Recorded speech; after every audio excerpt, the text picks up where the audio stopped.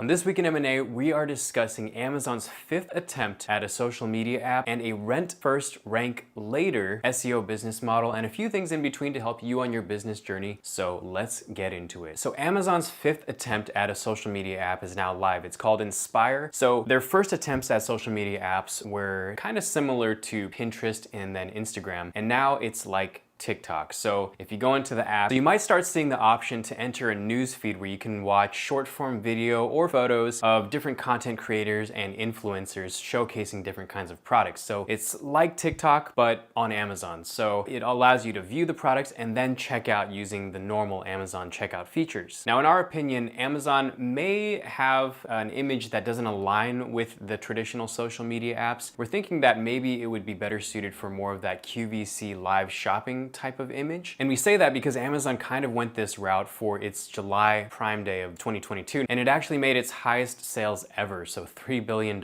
just on that day alone. So for Inspire to work, Amazon's going to need influencers in order to influence people to buy products. But in order for the influencers to be on the platform, they're going to need to be incentivized through affiliate income. However, if people aren't buying products, then they won't be receiving that affiliate income. So Amazon's going to need to figure out a way to incentivize those early influencers that can drive traction and then grow into a successful social platform. All right, let's go over the marketplace trends. This last week, we had 18 new businesses listed, 6 businesses sold, totaling over 1.04 million in assets.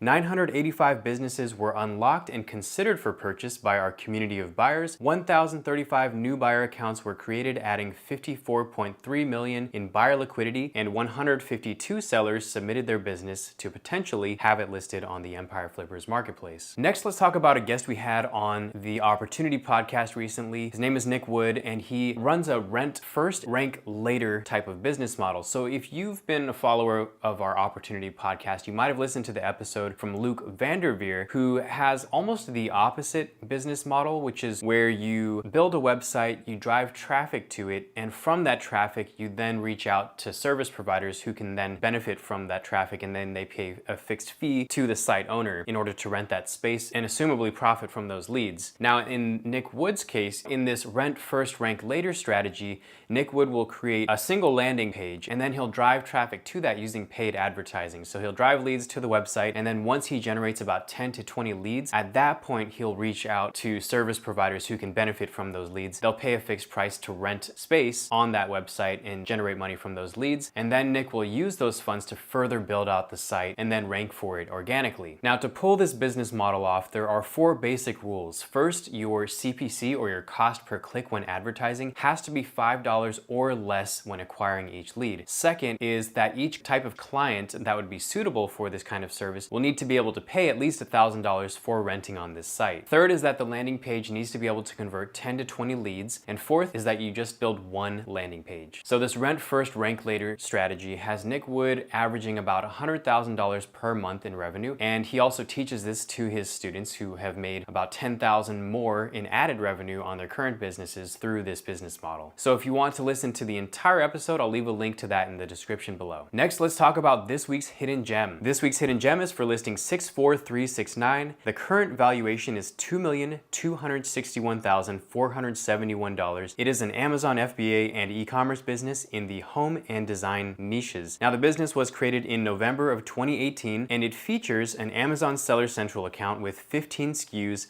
for decorative home products. The trademark business has profit margins of 30% and sells in multiple Amazon marketplaces. Now, with the help of a team of employees, the business requires minimal effort from the seller to maintain. And we're highlighting this business this week because of its following strengths. First is that it's defensible. So it is trademarked, and the top selling SKUs are rated at 4.6 stars, and it sells globally. Second is the diverse earnings. So it generates revenue from Amazon FBA, Etsy, and a little bit from Shopify. Third is that it's well built. It has 30% profit margins, 4 suppliers in multiple locations, and a team of employees. All right, next let's talk about how e-commerce aggregators are back, and they are going to Mexico. So several videos in the past, we talked about how Mexico and Latin America in general is becoming more of a hub for manufacturers and therefore drawing more e-commerce sellers. Previously, China was that location, but during the pandemic, this caused a lot of supply chain issues that made shipping either either impossible or very costly. Coupled that with China's current issues that are also impacting supply chain, Latin America is only becoming a more serious contender. So the Latin American e-commerce market grew from 85 million in 2021, 104 million in 2022, and by 2025 it's projected to grow to 160 million. And bankers predict that M&A volumes will increase by 20% by next year in the Latin American market alone. And we're seeing several aggregators raising funds from 70 million to 400 million. So we see this growing much larger in the years to come. All right, well, if you found this newsletter helpful and you'd like to actually receive this a week earlier with a lot more information, then I highly recommend you sign up for our actual newsletter, which, as I mentioned, comes out a week earlier and you get a lot more information. So I'll leave a link to that below. And if you're interested in how to build a Shopify business or pretty much any e-commerce business that isn't reliant on Amazon FBA, but you want to be able to do that without relying on ads, so pretty much through organic means, then click on this video here. So that's all for now. Thanks for watching. See you next time.